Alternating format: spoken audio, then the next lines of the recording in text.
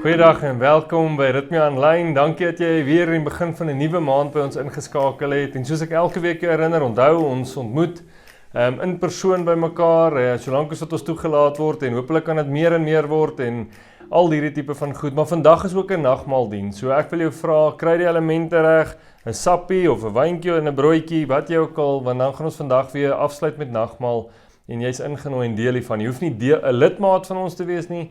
Jy moet net glo dat Jesus vir jou gesterf het en opgestaan het uit die dood en dat ons sondes vergewe is. Maar voor ons verder gaan, kom ons bid net eers saam. Hemelse Vader, dankie vir hierdie dag. Dankie dat ons hier kan by mekaar kom en eintlik aan tafel kom sit. Waar ons gesprek kan wees met U en luister na dit wat U vir ons wil leer en hoe ons lewens op die pad kan hou om U te volg. Naby aan U te loop, dat U stof op ons val, Here, dat ons kan loop waar ons leier, ons Heerser en ons Verlosser loop. Here, help ons en dis nie elke dag vir ons maklik nie, maar dankie dat ons in tye soos hierdie by mekaar kan kom, weer kan leer, nuwe perspektiewe kan kry en openbarings kan beleef. Open ook hierdie skrif vandag vir ons en mag ons U stem, U hartklop vir elkeen van ons hoor. Here, ons bid vir persone wat vandag hartseer het, wat pyn het, wat iewers by 'n geopende graf moes staan hierdie week of wat slegte nuus ontvang het, wat moontlik vra het. Mag hulle vandag berusting vind in dit wat ons van U leer. Dankie, ek prys U, ek eer U in Jesus se wonderlike naam. Amen. Nou ons gaan saam sing en saam in die naam van die Here aanbid. So ek wil jou vra, daar waar jy is, kom ons doen dit met oorgawe. Kom ons fokus op dit wat ons sing en mag hierdie liedere ook vir die Here aanneemlik wees. Kom ons sing lekker saam.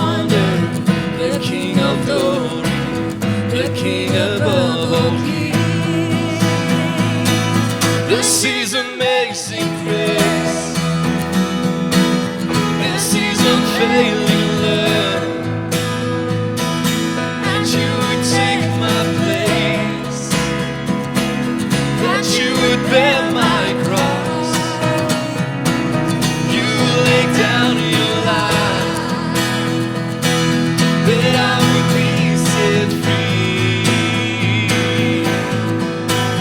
Oh, Jesus, I sing for all that you done for me.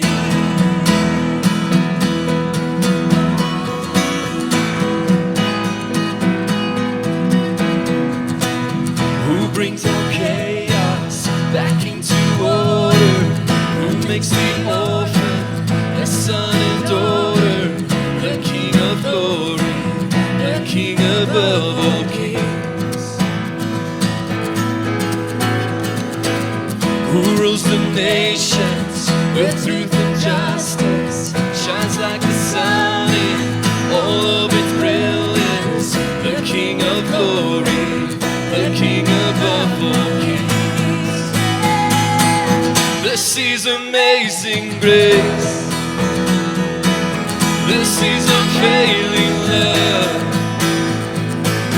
That you would take my place, that you would bear my cross. You laid down your life, that I would be set free. Oh, Jesus, I sing for all that you done for me. This is amazing grace. This is unfailing love. That you would take my place, that you would bear my cross. You laid down your life, that I would be set free. Oh, Jesus, I sing for all that you done for me.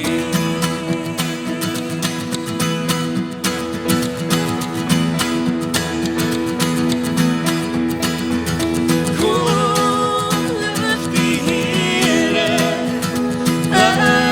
ik bring om Here. In elke seisoen sal ek roep en juig in my rede. Sing halleluja, saam met die engele. Die lof sal bly vloei uit my hart, vir nou en vir altyd. Met 'n hart vol dankbesalings sal ek dans tot in u arms. Sal ek saai deur al my trane, sal ek oes met jubelsang. Ek sal u loof, vir nou en vir altyd.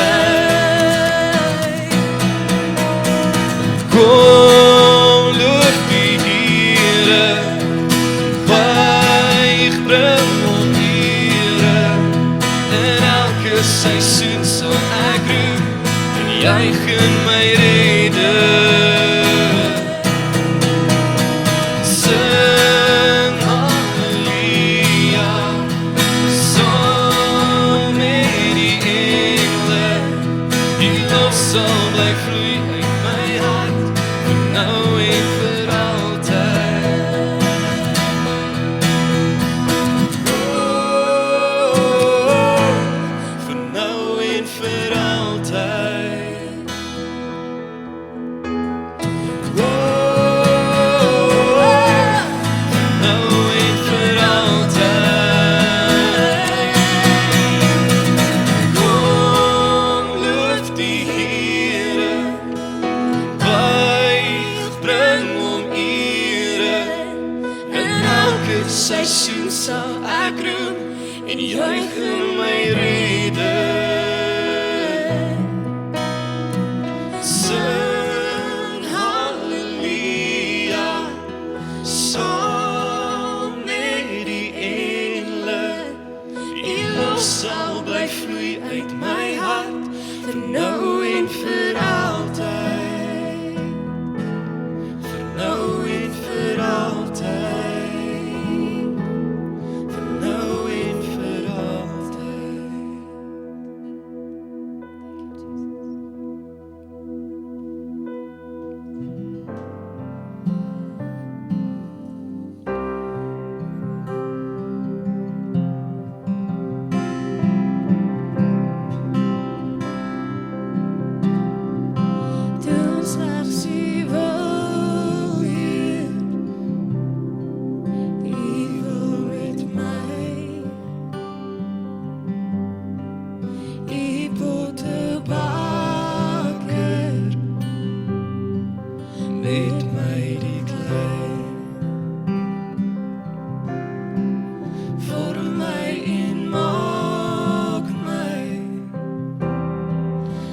net soos U wil,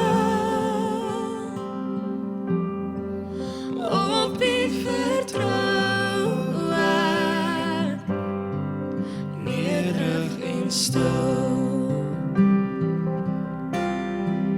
Al my gewillig onder U hand, lei my emosies, krag en verstand. U wil ek lief hê, navolg en eer.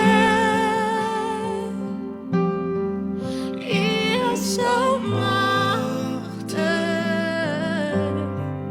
U moet regeer. U moet regeer.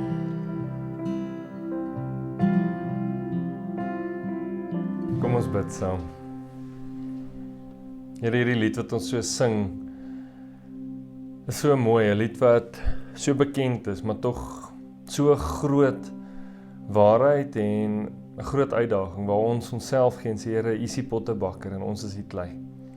Vorm my en maak my net soos U wil. Here, dis mooi om te sing op 'n Sondag en lekker, maar in die week wanneer die lewe ons druk en wanneer ons gevorm word, is dit nie so lekker nie. Daarom bid ek vandag dat wanneer ons hierdie woorde sing, dat ons dit as 'n gebed doen en sê, Here, vorm U ons, want U weet beter. U is groter, U is almagtig, U het alles geskep, Here. Ons sien net dele, maar U sien ten volle. En U weet reeds hoe môre lyk, hoe volgende week lyk, hoe hierdie einde van die jaar lyk. En daarom kom ons vandag en ons plaas ons lewens, ons harte, ons verstand, ons liggame, ons alles menswees in U hande en sê, Here, vorm U my. Lei my op 'n pad, want U pad en U wees hoor as ons in. Dankie dat ons hierdie kan kom bid. Dankie dat ons vandag weer by dit kan stil staan en sê, Here, verlang het ek miskien my eie pad, my eie vorm probeer vorm, maar vandag gee ek myself weer oor aan U. Dankie vir U liefde. Dankie dat U ons altyd met oop arms ontvang en dat U ons nooit verlaat nie. Ons dankie in die wonderlike naam van Jesus. Amen. Nou vandag gaan ons aan met hierdie reeks waarmee ons besig is, Jesus deur die oë van. En ons het gekyk na Jesus deur die oë van sy disippels, Jesus deur die oë van gewondes, mense wat seer het, ek en jy, en dan ook laasweek Jesus deur die oë van Petrus, hoe Petrus moes die verlonings deel, toe hy Jesus verloon het, hoe hy dit moes ervaar het. En as jy vandag vir die eerste keer by ons insluit, gaan luister na dit. Dit is, solank as daar internet is, kan jy na dit gaan kyk.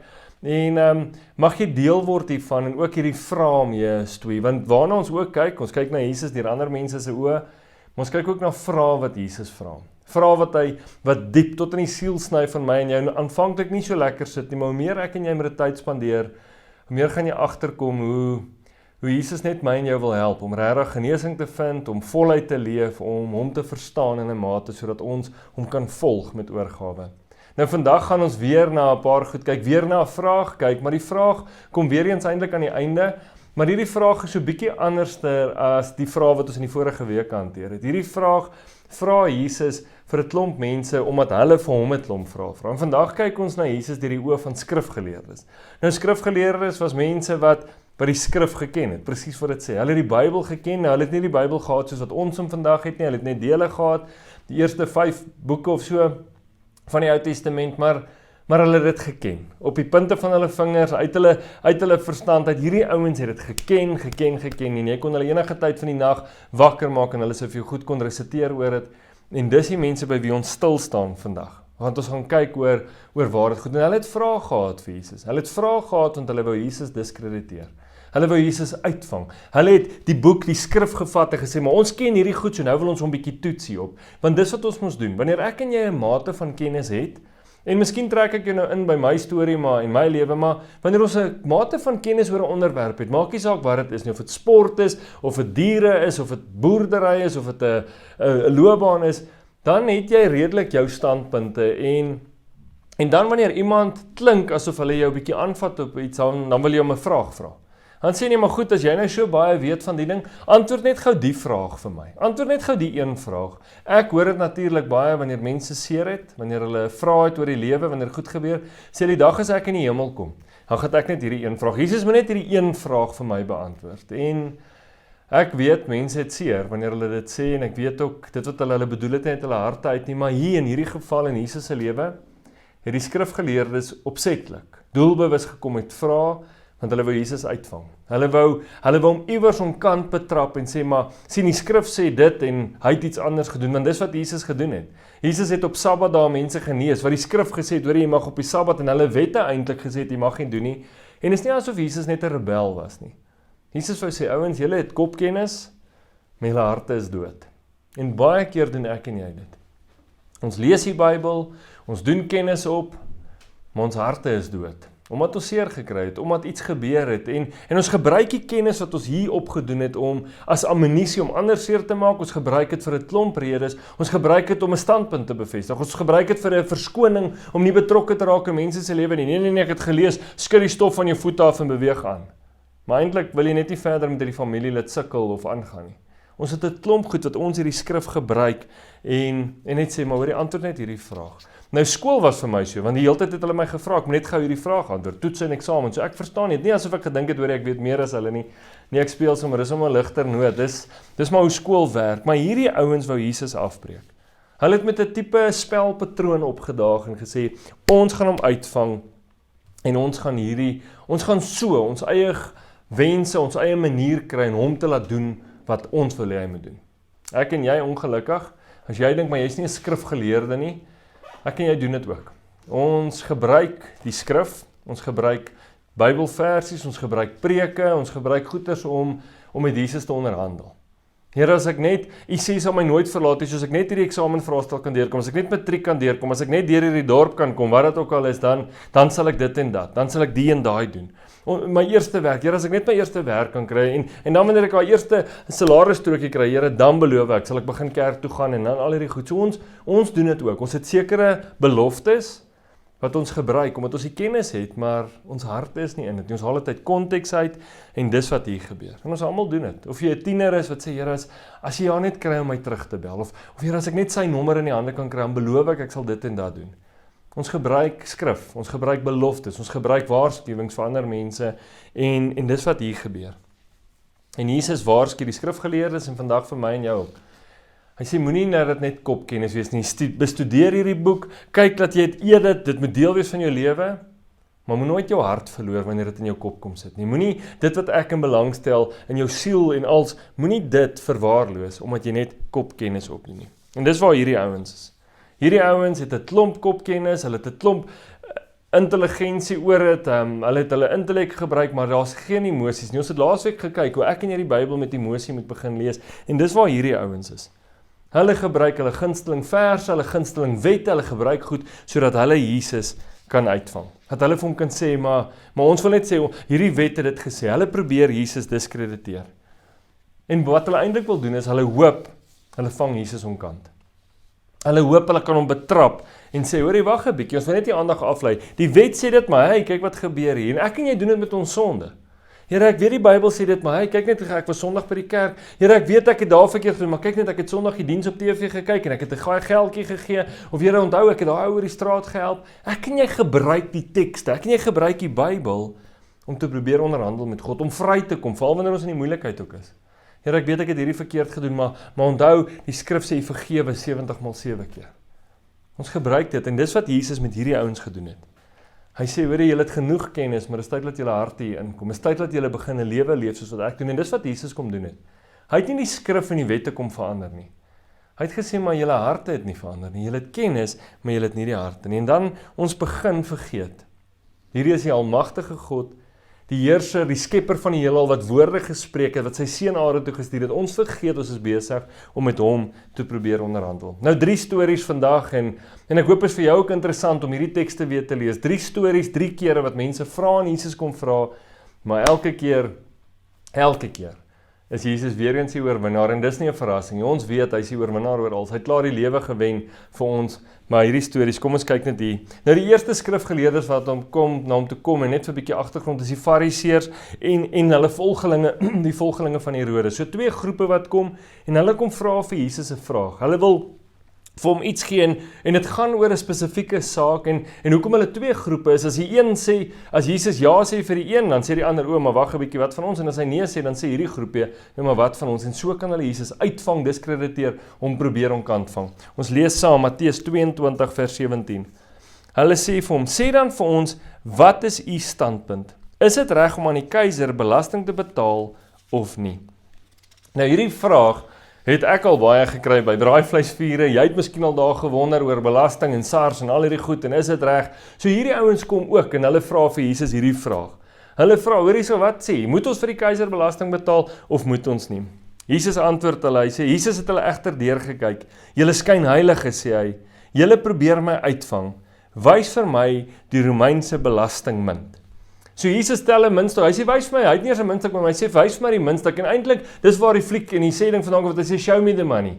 Show me the money, as jy vir my die geld wys, dan sal ek vir jou gou-gou iets wys, jou vraag beantwoord. Nou as hulle geld by hulle het, wys hulle eintlik self, dat hulle ingekoop het in die Romeinse ekonomie, dat hulle geld by hulle het, en dat hulle weet, wat eintlik die antwoord is. En as hulle sê, nee, maar hoor hierso, ons betaal belasting, dan sê hy, maar hoekom vra julle hierdie vraag? Julle het eintlik klaar gesê, die Romeinse ryk is daar. Nou hoor wat gebeur dan. Kom ons lees, hy sê, hulle bring toe vir hom die muntstuk. Wie se kop en titel is hierop afgedruk? So Jesus vra vir hulle vraag. Nou hierdie is nie ons vraag vir vandag nie. Jesus gaan 'n klomp vra, maar hy vra vir hulle, wie se kop en titel is op hierdie afgedruk? Vra hy vir hulle. Hulle antwoord, die keiser se. Wel, sê hy toe, gee dan aan die keiser wat hom toekom, maar gee ook aan God alles wat hom toekom. Jesus sê vir hulle, luister, hou op slim wees. Hou probeer dink julle gaan my uitvang met kennis en al hierdie goed nie, julle harte is nie in nie. En hierdie ouens was stom geslaan. Want Jesus het eintlik vir hulle gesê, ek weet julle probeer my eintlik uitvang, want as jy sê jy betaal, onthou vir die Romeine was belasting baie meer as net belasting. Vir van hulle was dit, as jy belasting betaal, beteken dit jy erken die keiser is God. Jy erken keiser is koning, behalwe vir ander was dit nie, hulle dink nie keiser is God nie, maar dit gaan oor geld. En dit beteken die Romeinse ekonomie is die sterker en die ander is, moet aan hulle gee. Jesus sê, luister hier. Die keiser se kop is daarop, so gee vir hom wat hom toekom, maar gee aan God alles wat hom toekom. En met dit sê eintlik oor aan God behoort alles. Julle moet alles en kan alles aan God gee. So Jesus slat vir hulle uit die park uit. Hierdie ouens het vir weke 10 aan hierdie plan gewerk, ek gedink hierdie ding is waterdig, en hy vra een vraag en Jesus stof hulle net so af, en hulle ster tussen die bene daar uit, en dink, wie het nou die simpel vraag uitgedink, hoe het ons gedink ons gaan ontvang met dit? So ek dink hierdie ouens stap al weg en dink, wat gaan aan? Maar hulle vergeet hulle werk met Jesus, sien hulle raak so vasgevang in kennis, in wette, dat hulle harte vergeet, maar dis Jesus met wie hulle werk. Hierdie ouens het net om as 'n alledaagse man gesien. Nou die tweede groep wat daar aankom, en dis in vers 23 is die Sadduseërs. Nou, hulle Engelse naam is die Sadducees, maar dis eintlik baie, die eerste 3 woorde of 4 woorde is sad en you, want sien dit is sad, hierdie ouens het nie geglo dat daar opstanding, dat daar lewe na die dood is nie. Hulle het gedink as jy doodgaan, dan is jy dood, dan sit stof. It's sad, you see, jy sien, dis waar dit vandaan kom. Dat hulle dit geglo, dit was hulle teologie. Maar hierdie ouens kom en hulle dink, hoorie, maar hulle het nou die beste plan. Hulle het die wette van Moses opgeswat en hulle gaan nou vir Jesus hier uitvang. Hulle vertel vir Jesus van 'n man, nou die wet daar was, as 'n man met 'n vrou getroud is, en hy sterf en hulle het nie 'n kind nie, dan trou die broer met haar, want dan moet 'n nageslag kom vir hierdie familie. Nou kom hulle na Jesus toe en hulle sê, wat as een man met 'n vrou trou, en hulle het nie kinders nie, en hy sterf, en dan trou die broer, en hy sterf, en dan trou die broer, en hy sterf, en so gaan hulle aan, hulle sê, wat as 7 broers gebeur? Ja, ek weet nie vir die Waltons was waaronder die vrou getroud nie, ek sou natuurlik bekommerd gewees het, as een vrou 7 broers se dood beteken, of wat ook al, ek gesê, hoorie, ek weet nie of ek in hierdie huwelik wil wees nie, ek sou miskien as ek die laaste boetie gewees, so ek gesê, hoorie, time out, ek weet nie of ek hier wil ingaan nie, maar dis sommer net so op die kant. So hulle bring hierdie probleem na Jesus toe. Nou hoor wat vra hulle hom in vers 28. Sê nou vir ons, wie van hierdie 7 se vrou sal sy by die opstanding wees? Hulle was tog almal met haar getroud. Hierdie ouens dink, gotcha.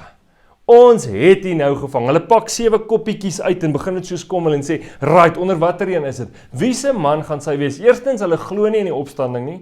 Maar nou kom hulle en sê, as die opstanding is, as dit moontlik die opstanding wel kan gebeur, hoe gaan hierdie vrou dan weet wie sy man? Sy is al met al 7 getroud gewees. En hulle probeer Jesus uitvang. Hoor hoe antwoord hulle. Jesus het hulle geantwoord, julle probleem is dat julle nie die skrif ken nie. Julle besef ook nie hoe magtig God is nie. Jesus sê, hoorie, eerstens, en dis van my, ons, ek en jy, Ons ken nie die skrif nie. Ons dink ons ken die skrif, ons het in 'n Christenhuis groot geword en ek het my gunsteling versies en ek het hierdie vers vir begrafnis en daai vers vir troue en ek het dit as ma kwaad is en dit as pa kwaad is en as ek my boeties iets wil wys en sê ek, right, hier is vir julle 'n vers, want julle mag nie dit en dit, moenie minder dink van 'n jonger een nie. Ons het sulke versies en Jesus sê julle ken nie die skrif nie. Julle dink julle ken hom want julle het 'n paar goedjies, maar julle ken dit nie, maar die belangrikste van alles hier is, julle weet nie hoe kragtig God is nie. En ek en jy ongelukkig baie keer doen ons dit. Ons het verse, maar ons vergeet hoe kragtig God is. Ons het kennis, maar ons het vergeet hoe kragtig God is. En vandag is hierdie miskien op toepassing vir my en jou. Jy het iewers kerk gesê, hoorie maar, ek glo nie meer in kerk, want hulle het dit en dit in kerk gesê en dit het nie gebeur nie. Jy is teen geloof, jy sukkel met iemand in jou familie wat teen dit is, want hierdie het met hulle gebeur. En dis okay om vrae te hê. Miskien het jy seer gekry en jy sê, hoorie maar, ek het ook iemand verloor, wat nou? Is daar werklik opstanding na die dood? Miskien is jou vraag baie dieper as dit wat met jou in die lewe gebeur het. Jy wonder eintlik, hoor, hier's nou 'n familielid oorlede, gaan ek hom of haar wragtig weer sien? Gaan dit werklik gebeur? En dis wat hier gebeur, so dis okay om vrae te hê. Dis goed om te sê, hoor, ek verstaan nie hierdie deel so mooi nie. Maar wat baie keer gebeur is, ek en jy begin agter die vraag skuil. En sonder dat ons dit agterkom, bou ons 'n muur om ons. En ons sê eintlik, ek sit aan die kant van die muur en God sit aan daai kant van die muur en ek weet nie of ons by mekaar gaan uitkom want ek het nie 'n antwoord op hierdie ding nie. Net omdat ek en jy nie 'n antwoord op 'n vraag het nie, beteken nie dis nie waar nie. En dis wat baie keer gebeur. Iemand kon nie vir jou 'n antwoord gee in kerk nie. Jy wou weet hoe om met hierdie seer te hanteer. Hoekom die misdaad aanhou? Hoekom ons land nie regkom nie? En mense in kerk en dominees en pastore kan nie vir jou antwoord gee nie. Ons kan nie vir jou een teksversie gee nie. Dan dink jy, hoorie, maar dit kan nie wees nie. God kan ons nie red nie. Sien, dis wat hier gebeur. Maar Jesus antwoord hulle baie rustig. Hy sê, want na die opstanding uit die dood, sal daar nie meer huwelike bestaan nie. Nou, as jy in 'n slegte huwelik is, gaan jy hieroor baie bly wees, en jy sê, woe, ek gaan hierdie vers onthou, maar as jy soos ek is baie gelukkig getroud, dan dink jy nie, ek hou nie van hierdie vers nie, maar dan gaan Jesus aan, hy sê, mense sal soos engele in die hemel wees. Nou, daai deel verstaan ek self ook nie. Ek weet ons gaan 'n verheerlike liggaam hê en ek dink ons gaan nie eers vra nie. Daai van as ek in die hemel kom, gaan ek net vra hoekom muskiete of hoekom vlee of hoekom die ou of hoekom daai ou. Hy sê ons gaan soos engele wees en ons gaan hom net aanbid en hom eer en hom dien. Maar hy sê hulle gaan soos engele wees. Jesus gebruik en dan hierdie deel. En hierdie is so mooi.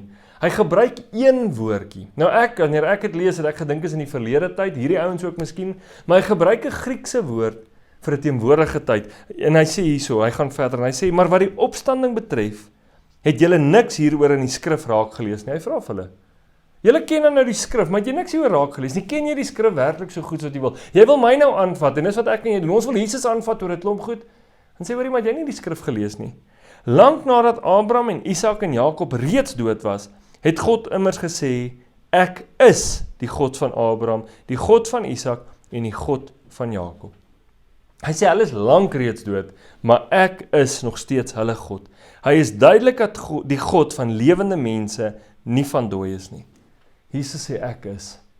Hy sê, ek is nie verlede, ek sê, ek was in die verlede, ek is in vandag en ek is in môre, maar hy sê, dit wys vir ons lewe na die dood. Ek is die God van Abraham en al hierdie ouens van Isak en Jakob. Hulle is lankal reeds dood, maar ek is nou nog die God van hulle. En Jesus gooi hierdie hele plan wat hulle gehad het uit die water uit. Hy blaas hulle daar uit en sê, julle het gekom met vrae, julle het gedink, julle het hierdie, ek het al die kennis, maar hy sê, julle het nie die kennis nie, want as jy daai woord raak gelees het, so jy besef het, ek is. Ek is die God van gister, vandag en môre, ek is die God van lewe na dood. Ek is tot in ewigheid. Sien, Jesus het sy Vader geken, hy het die skrif geken, en hy doen dit so goed. En dan die derde storie in vers 34, het die Fariseërs begin met 'n nuwe plan. En hulle het gesien wat met die Sadduseërs gebeur het, gesien wat met die ouens met die koppies gebeur het, wat sê van die 7 broers, hulle sien, hoorie, ons moet 'n plan maak, en hulle sê, hoorie, ons moet nou 'n vraag vra, ons moet nou iets doen, en hulle gaan al amper hulle impakspeler. Jy weet, soos Player 23, hulle het hierdie ou die hele tyd op die bench gesit en sê, wag, gaan 'n dag kom wat jy moet opkom, nou bring hulle hierdie ou, en dis 'n regsgeleerde, dis eintlik 'n regter, 'n wetkenner. Hulle sê, kom, jy moet nou vir Jesus 'n vraag vra. As jy hierdie ou iets oor die wet gevra het, so het vir jou dubbel en dwars kon antwoord, hy sê vir jou kon interpreteer het, hierdie ou het al die kennis gehad, en hulle bring hom uit, en hulle sê, kom, vra jy vir Jesus 'n vraag. Nou, Matteus 22 vers 36. Hy vra, leermeester, vra hy, wat is die belangrikste opdrag in die wet van Moses? So in my kop, wat hierdie ou doen, is hy haal kaarte so uit. Hy sê, Jesus, hier's al die wette. Moses se wette, so dit kom uit die skrif uit, dit kom uit dit wat God vir Moses gesê het op die kleitablette. Hier's al die skrifte, kies hier een. Watter een is die belangrikste? En ek weet nie, maar hy het sekere antwoord vir elke kaart gehad, en hy het gesê, okay, as hy hierdie een vra, of antwoord, dan gaan ek sê, okay, maar wat van die een en wat van die een? So hierdie ou kom met planne, en dis wat ek en jy doen. Ons kom met reeds vooropgestelde antwoorde, en as God dit vir my sê, dan gaan ek dit doen. As hy vir my nee daar sê, dan gaan ek dit doen. Ons doen dit, ek en jy, en of jy nou wil inlees in of nie, ons doen dit in ons daaglikse lewe, by die werk, by die kerk, in verhoudings, met finansies. As hy dit doen, as hy vir my net hierdie wys, dan koop ek daai kar, maar as hy dit nie doen nie, dan koop ek hierdie kar, verstaan, maar 'n kar gaan ek koop. Sien, ons vra hom nie eers regtig om in te kom in ons lewens nie. Ons vra hom nie wat dink hy nie, maar dis wat hier gebeur. Jesus se antwoord was, jy moet die Here jou God lief hê met jou hele hart, met jou hele siel en met jou hele verstand. Dit is die eerste en die belangrikste gebod. Nou voor die regter kan aangaan, sê Jesus en. Nou ek dink hierdie ou gedink, wow, ek het net gevra vir een, nou gaan hy net aan, maar Jesus gaan, hy sê die tweede ewe belangrike gebod, opdrag is, jy moet jou naaste lief hê soos jouself. Al die ander vereistes van die wet en die profete berus op hierdie twee gebooie. Ek dink hierdie ou het begin kaartes kom en ek dink, nee, maar wag 'n bietjie, ek het net een gevra, nou gee jy vir my 'n klomp goed. Maar dit is wat hier gebeur. Jesus sê, hoorie, jy wil 'n klomp wette na my toe bring, maar jy kan al die wette hang aan hierdie ding. Jy moet die Here jou God lief hê met jou hele hart, siel en verstand. Hy sê, al die wette, ek sê nie die wette bestaan nie, hy sê, maar as jy die Here jou God lief het met jou hele hart, jou siel en jou verstand, dan het jy nie eintlik nie 'n wet nodig vir moord nie. Dan het jy nie eintlik 'n wet nodig vir korrupsie of vir bedrog of vir diefstal nie, want as jy God lief het met jou hele hart, jou siel en verstand, dan gaan al hierdie ander goed, jy gaan nie eers aan moord begin dink nie, jy gaan nie 'n klomp goed, want jy het God so lief. Sien jy hoekom was dit laasweek so belangrik dat hy vir Petrus vra, het jy my lief? En hoekom hy het vir my en jou vra, het jy my lief? En daarom hierdie stuk vandag. Jy vra miskien maar, hoekom doen ons dit dan daar? Want dis die vraag wat ek myself gevra het toe ek hierdeur werk. Hoekom speel ons hierdie speletjies? Hoekom probeer ons Jesus uitvang met vrae en sê maar, jy het dit gesê. Toe ek in sonnaarskool was, het ek dit gelees en dit het nie gebeur nie. Hoekom doen ons hierdie goed? En ek dink ons 2 punte. 1, onkunde. Ek dink ons het 'n mate kennis van Bybel en is partykeer goed om in 'n Christenhuis groot te word, maar ek dink ook is partykeer tot ons nadeel. Want ons dink ons het al die kennis, omdat dit familiêr is vir ons, omdat ons dit ken. Maar ons in onkunde, ons ken nie die skrif soos wat ons moet ken nie. Ons lees hom nie met die hart wat God hom mee laat skryf het en vir mense gesê het, ek inspireer hierdie ding nie. Ons sit ons eie kop net daarin, maar ons hart is nie daarin nie. Hy sê met die Here jou God lief hê met jou hele hart, siel en verstand. Hy sê, dis 'n paar goed wat met saamwerk. Jy kan nie net met jou verstand na my toe kom en sê, nee, maar ek verstaan nie hierdie nie. En baie keer is dit intelligente mense wat sukkel om geloof te hê. Mense wat sê, maar dit maak nie vir my sin nie, ek wil hierdie goed uitgespel hê. En ek dink 'n tweede deel is arrogansie. Dat ons vergeet, dat hy die skepper van die heelal is, na wie toe ons kan gaan elke dag in gebed. Dat ons die Bybel kan oopmaak en dis sy woorde, dis sy gedagtes, dis dinge wat met mense gebeur het. Ons raak net arrogant en sê, ja, maar moet ek hierdie stinkie? Ja, nee, maar dis nie vir my nie, en ons wil dele uit die Bybel eintlik uitskeer, en dis 'n arrogansie wat hier kom. Ons wil amper vir God sê, Here, ek ken nie uit die Bybel uit, maar ek het U nie nou nodig. Jy sit net gedaan in 'n hoekie, moenie seer kry nie, en wanneer ek U nodig het, dan roep ek U. Wanneer die werk misluk, wanneer die huwelik misluk, wanneer ek in 'n moeilike situasie is, dan skielik roep ek en sê, Here, ek wil net sien, iewers in hierdie ding sê het, U sal my nooit verlaat nie, U is lief vir my. Waar's dit? Hoekom wys U dit nie vir my nie? En ons vergeet, ons is besig met die skepper van die heelal. En hierdie 3 stories is maar ek en jy, verskillende tye, verskillende vlakke en fases van ons lewens, en ons vra aan God, en dit beteken nie ons mag nie vra nie. Ons moet net onthou, dis die skepper van die heelal, dis Jesus wat vir my en jou kom sterf het aan 'n kruis, dis hoekom ons nagmaal vier, 'n God wat alles weet van my en jou. Maar dan kom hierdie vraag, Jesus vra hierdie ouens dan 'n vraag, en dit swaai eintlik die hele ding net om. Want sien aan die begin sê hulle, wat is die standpunt oor die belasting? Wat is die standpunt? Wat sê u gaan as 7 broers en 'n dogter en 'n vrou? Sien hulle het 'n klomp standpunte, want dis wat ek en jy doen. Nee, ek het nou die Bybel gelees en ek het nou hierdie standpunt. En by die braai is dit jou party trick. As iemand hieroor praat, dan gooi ek daai kaart en sê ek ja, maar sien ek het dit gelees. En as iemand dit sê, nee, ek het hierdie gelees. Ons het net so 'n paar goedjies in ons sakke. Hy sê hulle het nie die kennis nie, maar dan kom Jesus en hy gebruik sy eie woorde. Hulle woorde wat hulle gebruik, gooi hy weer terug vir hulle. Hy sê, wat is julle standpunt oor die Messias? Wie se seun is hy? Hulle antwoord om Dawid sin, waarop Jesus vra, hoe noem Dawid hom dan Here, terwyl hy tog onder die inspirasie van die Gees praat? Ander vertaling, of vers 45 sê, 45 sê, as Dawid hom Here noem, hoe kan hy terselfdertyd sy seun wees? Niemand kon hom hierop antwoord nie, en daarna het niemand dit meer gewaag om nog verdere strikvrae aan hom te stel nie. Hy gebruik hulle woorde. Hy sê, julle het nou 'n klomp standpunte, maar ek wil julle hierdie standpunt vra. Wat is julle standpunt oor die Messias? En hierdie vraag som eintlik ons 3 weke voorheen op. Wie sê julle is ek? Wil jy gesond word en sien jy al iets en het jy my lief? Wat is jou standpunt oor die Messias? Jy het 'n standpunt oor die land, 'n standpunt oor die politiek, 'n standpunt oor die ekonomie, maar ons het ook 'n standpunt oor wie God is as gevolg van wat om ons gebeur. En Jesus kom en hy sê, ek kan hoor julle het kennis, maar wat is julle standpunt? Nou, ek kan jou sê wat dit nie beteken. Dit beteken nie, jy mag nie vra nie.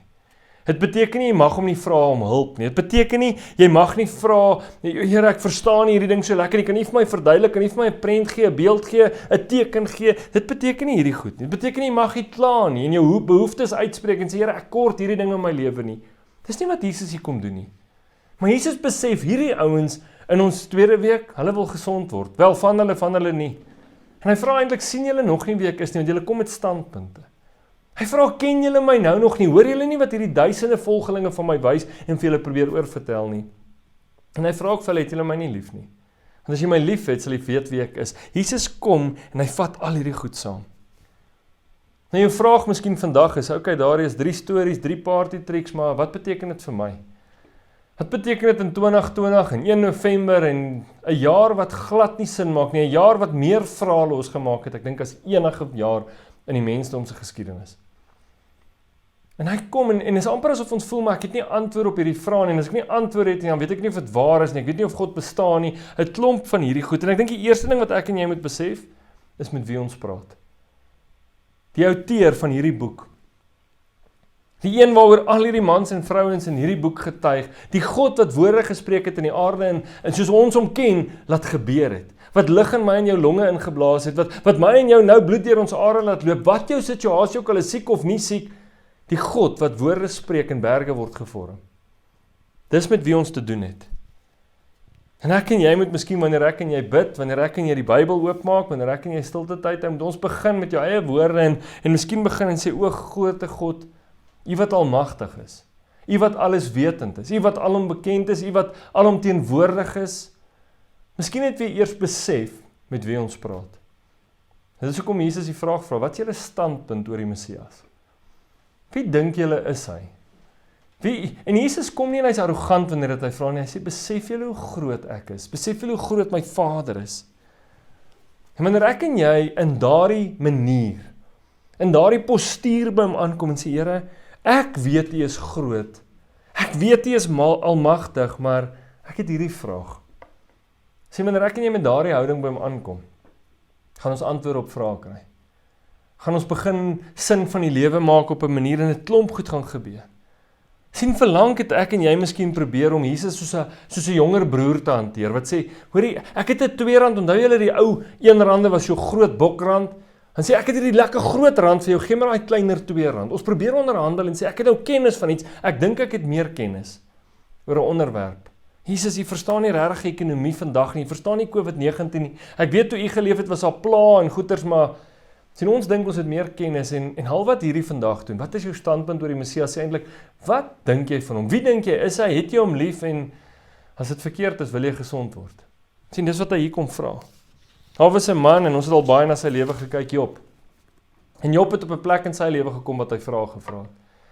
Maar Job se vrae was okay. Job kon vra want hy het alles verloor, maar dan begin Job as gevolg van sy vriende en dit wat hulle in hom in sy kop en in sy oor in praat, is daar 'n tipe van arrogansie wat kom, waar Job begin vergeet, nie die kennis het van met wie hy praat nie, en dan antwoord God hom so in Job 38. Toe het die Here Job uit 'n stormwind geantwoord, wie is dit wat met wysheid bevraagteken met woorde van onkunde? Staal jouself, ek sal die vraag stel en dan antwoord jy my. Waar was jy toe ek die fondasie van die aarde gelê het? Sê my, as jy so baie weet, wie het die aarde opgemeet? Jy weet tog seker, en wie het die maatband oor die aarde gespan? Waarop rus die fondasie van die aarde en wie het die hoeksteen gelê? God gaan aan en hy vra vir Job 'n klomp vrae. Het jy gesien waar ek die haal bær? Het jy gesien waar ek die reën stoor? Het jy gesien hoe ek die seekoe en die krokodil en al die goed gemaak het? God begin vir hom vra, want sien ek en jy dink ons het kennis, en op daai stadium het Job ook daar gekom. En toe Job weer besef met wie hy praat, toe Job weer die kennis wat hy reeds gehad het, weer hart en siel en krag bymekaar kom, besef hy, dis God, die skepper van alles wat my bestaan net so ingespreek het en ingeblaas het, en my weer net so tot stof bring. Besef Job, wow, ek is in die teenwoordigheid van die Almagtige. Wanneer ek en jy ons Bybel oopmaak, is ek en jy in die teenwoordigheid van die Almagtige. Wanneer ek en jy bid, kom ons in die teenwoordigheid van die Almagtige. Wanneer ek en jy loop, dink of staan, ons bly altyd in die teenwoordigheid van God. Hy is nie net Sondag by die kerk nie, hy is nie net by 'n Bybelstudie, hy is elke dag by ons. Wanneer ek en jy daardie kennis weer opdoen, dan besef ons in wie se teenwoordigheid ons is. En Job se reaksie is, wat ek en jy ook baie het, hy sê, ek het dwaase dinge gesê, in Job 39 vers 37. Hoe kan ek u antwoord? Ek sit my hand op my mond, ek het een keer gepraat, ek het niks meer te sê nie. Job word herinner aan God se grootheid. Job word herinner aan sy almagtigheid en dat hy die skepper is en dat hy die lewendige enigste God is. En ek en jy kan met vrae kom oor die lewe en dood en hoe werk dit as jy doodgaan. Ons kan 'n klomp kennis doen in YouTube en Facebook, vertel vir ons het al die kennis. Hy sê, spandeer tyd saam met my, laat ek die kennis vir jou gee. Dat ek by jou vir jou vertel wie ek is. Want jou standpunt gaan verander. Nou 'n laaste storie waarmee ek moet eindig en wil eindig. En dis 'n storie waarna ons 2 weke terug ook gekyk het, maar vandag is dit nagmaal. Want sien in Jesus, toe Jesus aan die kruis hang vir my en jou. Daardie dag, op daardie Vrydag aan daai Romeinse kruis, was daar ook 2 groepe mense. Wel baie, daar was 'n groep wat van onder af gespot het, maar langsom was 'n man wat vrae gevra het, wat die kennis gehad het van die skrifte en wette en gesê het, as u die seun van God is, hoekom red u ons nie af nie? As u die seun van God is, hoekom haal u jouself nie af en ons almal ook nie? Hy het kennis gehad. Hy was 'n skrifgeleerde, soos wat ek en jy baie keer is. Maar sien sy standpunt oor die Messias was verkeerd, was siek. En dit wat ons hierdie hele reeks hanteer het, wat Jesus sê, weet jy wie ek is? Wil jy gesond word? Het jy my lief? En hierdie vraag, wat is jou standpunt? Jesus vra eintlik al die vrae in een ding, wanneer hy met hom praat, maar voor hy nog met hom praat en antwoord 'n ander man, 'n man wat sy standpunt ook verkeerd is. Hy het ook sondes gedoen, hy het ook moord gepleeg, hy het ook klomp goed gedoen, ons weet nie wat nie, maar hy het 'n standpunt gehad, maar dan verander sy standpunt toe hy tot die kennis kom wie Jesus is. En hy sê vir hierdie man, hy sê luister, ek en jy verdien hierdie. Ek kan nie glo, jy geen respek vir God nie, jy slinger goed na Jesus toe, maar besef jy nie dat hy niks verkeerd gedoen het nie, waar ek en jy hang, ons verdien het, maar hierdie man, hy verdien het glad nie. En dan verander sy standpunt. Hy sê, Here, as u vandag in die paradys ingaan, sal u nie net aan my dink nie. En Jesus sê vir hom, ek verseker jou, vandag nog sal jy saam met my ingaan. Jesus sê, in daai sin het jy genesing ontvang, jy het gesond geword, jy sien al iets, ek kan sien jy het my lief, ek kan sien jy weet wie ek is, en ek sien jou standpunt oor my het verander. Sien hierdie reeks, hierdie vrae wat ons hanteer het, is presies wat dit moet doen, met my en jou standpunt oor wie Jesus het verander, want as dit verkeerd geraak het, siek geword het in hierdie wêreld, kan dit nou gesond word, kan jy weer begin sien wie hy is, kan jy weer met oorgawe sê, ek het u lief, en my standpunt oor u is nog altyd, u is groot, u is almagtig, u is die seun van God. En dis my gebed vir elkeen van ons wat hierna kyk, dis my gebed wanneer ons hierdie nagmaal gebruik, dat jy weer kan kom en sê, wanneer ek hierdie brood, Here, u liggaam is gebreek vir my oor my sondes, en ek besef, daar is lewe na die dood, want dit met u bloed, my sondes kom skoon was. U is groter as alles wat ons het. U is groter as my vrae, u is groter as my probleme, u is groter as die vrae wat ek het, of wat ander mense my vra. Is groter as die kennis wat ek gedink het ek het. Sien, jy kan vandag weer 'n ander standpunt inneem en besef, ek het vergeet hoe groot God is. Ek het vergeet hoe almagtig hy is. Nou wat vir my so mooi is, Jesus sê vir hulle, daar waar hulle oor die wette vra, sê hy, jy moet die Here jou God lief hê met jou hele hart, siel en verstand. En hy het vir Petrus gevra, het jy my lief, het jy my lief, het jy my lief? Petrus, het jy my lief met jou hart? Het jy my lief met jou siel? En het jy my lief met jou verstand? En vir te lank leef ek en jy in 'n verstandelike wêreld. Ons wil verstandelik redeneer, en ek sê nie jy moet nie, God het vir ons 'n verstand gegee, Maar as jy hierdie goed moet saamwerk, ek is die totale eenheid van alles. En vandag, tydens hierdie nagmaal, wanneer jy self op jou eie tyd die brood gebruik en die sap drink, en na hierdie lied luister wat Ans en hulle gaan doen, oor ons God is groter. Hy's groter as ons probleme, groter as ons vrae, groter as ons regering, groter as hierdie wêreld. En daarin kry ek en jy hoop. Daarin begin ons standpunt wees. Jy weet jy, ek het begin twyfel, ek het begin wonder, maar vandag weet ek weer, soos Job, hy is almagtig. En daarom die vraag wat ek het, ek wil net vra dink aan my, ek wil net vra vergewe my, ek wil net vra Here, wil jy my nie net aanneem en in u huis ontvang nie. Kom ons luister hier nou.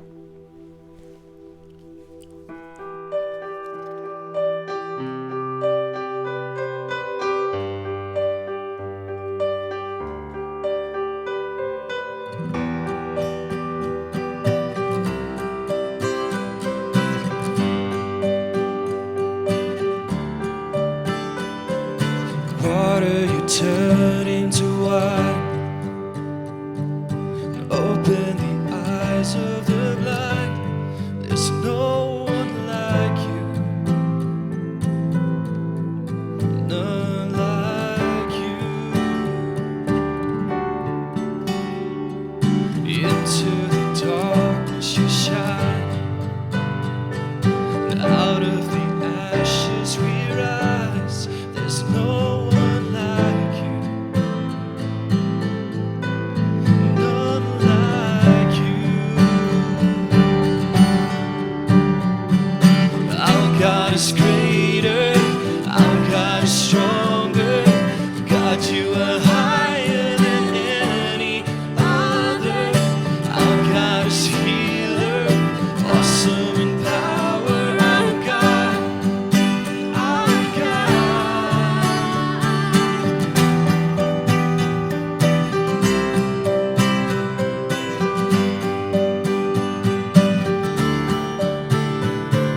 Into the darkness you shine, and out of the ashes we rise. There's no one like you, none like you. Our God is greater, our God is stronger.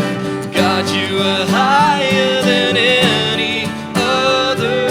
Our God is healer, awesome in power. Our God, our God.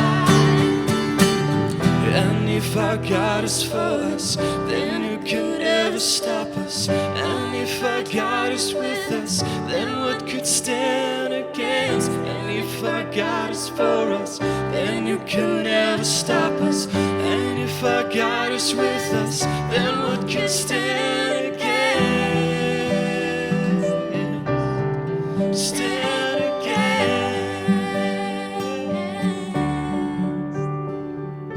Ons God is groter, ons God is sterker. Hier daar is niemand oor as U nie. U is geneesheer, almagtige heerser is U, ons God.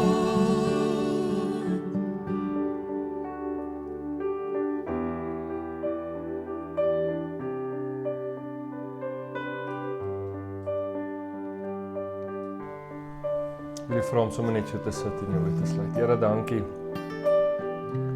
Dankie dat ons uit foute kan leer van mense wat ons dink, "Ag, julle was dom," maar ons is daardie selfde mense. Ons is skrifgeleerdes, baie dae wat ons dink, maar ek ken die skrif en ek begin 'n standpunt inneem teenoor U. Here, plaas neem ons 'n standpunt in teenoor sonde, teenoor verkeerde dinge, teenoor dit wat nie uit U hart uit is nie. Here, ons neem 'n standpunt in oor die wêreld en hoe ons dinge sien en ek het besluit dis wat nou met die land gaan gebeur. Maar ons vra nie eers vir U, wat dink U nie? Hoe sien U dit nie? En ons gaan in verhoudings in. En sê Here, laat sy net ja sê, of laat hy net ja sê, maar ons het nog nooit by U kom vra, Here, wat is U standpunt oor hierdie verhouding nie? Is dit iets wat U goedgekeur het? Is dit iets wat U wil of? Here, ons begin soveel kere met 'n tipe kennis, probeer ons U manipuleer. En vandag kom ons en ons vra vergifnis daarvoor. Ons vra Here, vergewe ons daarvoor en dankie dat ons by 'n nagmaaltafel dit kan kom doen, want ons weet ons sondes word vergewe en is vergewe. Want U is die God wat vandag heers. U is die God wat toegeheers het en tot in ewigheid. Dankie dat ons hoop het vir lewe na die dood. En dit bring soveel vertroosting vir mense wat geliefdes aan die dood afgestaan het, wat wonder oor 'n ou vriend of familielid, 'n oud kollega. Dit antwoord eintlik vrae wat ons nog nie eers verwoord het nie. Dankie dat ons vandag kennis oor U kan opdoen, maar dankie dat dit harte verander. Dankie dat dit ons siel verander, dat ons vandag 'n nuwe standpunt weer kan inneem en sê, ons dien 'n almagtige God, 'n God wat alles weet en wat heers oor alles. Jesus, dankie dat U vir ons aan die kruis gesterf het. Dankie dat U daar geweet het, U Vader weer die beste, en dat U nie met vrae teen dit gegaan het en gesê, Here, dink jy dis die beste plan nie. U het net gesê, laat U wil geskied. Want U het geweet met wie U praat, en dankie dat ons dit kan leer vandag. Vergewe ons vir die kere wat ons die Sadduseërs, die Fariseërs en die skrifgeleerdes is, wat ons met kennis anders seermaak of onsself probeer regverdig. Dankie dat ons vandag by die nagmaaltafel met die gebruik van hierdie sakramente kan vrykom. 'n Ewige hoop kan hê, 'n nuwe lewe kan hê, en dankie dat U vir ons antwoorde bring oor wie U is. Ons prys U, ons eer U, ons dankie in Jesus se wonderlike naam. Amen. Ek hoop vandag het vir jou antwoorde gebring op 'n manier wat jy het nooit gedink het nie. Ek het vrae oor goed en toe besef jy, maar as ek net weer weet wie God is, as ek net weer besef ek het hom lief en ek wil gesond word en ek wil dinge sien en ek weet weer wie hy vir my is, dan begin dinge in plek val en ons begin hierdie wêreld anders sien. Dit maak nie noodwendig die wêreld makliker nie en die lewe makliker nie, maar dit maak God net nog groter want ons weet hoe groot en almagtig hy is. So ons gee ook geleentheid nou vir finansies en offerhande, en miskien is dit 'n plek waar jy vra het, wat jy sê vir die Here, maar ek het beloftes dat ek goed gaan kry en dit het nog nie gebeur nie.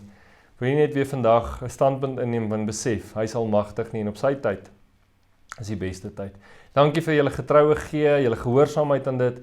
God seën julle daarvoor en ons sê vir julle dankie. Ons wil ook herinner om onweekliks ons te volg op Facebook en YouTube met ons oordenking, selfs op ons app, waar ons nog van hierdie vrae beantwoord. Vrae wat mense doen en vrae wat mense vra vir Jesus en hoe ek en jy daaruit kan leer. En as jy gebed nodig het, stuur vir ons 'n e-pos, gaan op ons Facebook bladsy of wat ook al, stuur vir ons daar 'n brief en ons sal saam met jou bid en saam met jou deur hierdie goed gaan.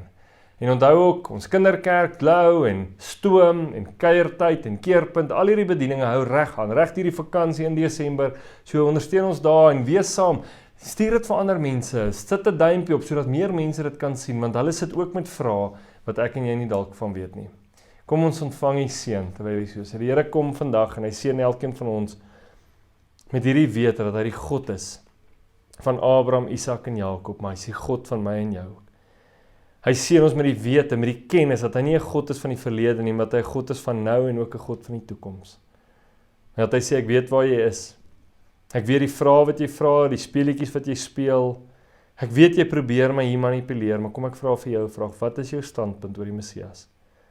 Here, wanneer ons daardie vraag eerlik beantwoord, weet ons is in die teenwoordigheid van 'n almagtige God wat groter is as enigiets hier op aarde. Dankie vir die liefde, dankie vir die geduld, die genade op elkeen van ons se lewens, in Jesus naam. Amen. Dankie dat jy ingeskakel het. Geseënde week vir elkeen van julle, en in hierdie nuwe maand, kom ons sit onsself in hierdie Bybel en kom ons doen kennis op, maar met hart en siel en krag. Wees lief vir die Here. Tot volgende week. Totsiens. Baie dankie dat jy saam met ons ingeskakel het. Ons hoop hierdie diens saam met ons geniet. En as hierdie werklik iets vir jou beteken het, asseblief laat weet ons hoor graag van jou. Ook as jy enige verdere navrae het of gebed benodig, asseblief laat weet ons, stuur vir ons 'n e-pos of skakel ons by die nommer wat nou op die skerm verskyn. Ons wil jou asseblief aanmoedig om positief te bly in hierdie tyd. Hou asseblief aan bid vir ons land en sy mense. Sien jou volgende week. Totsiens.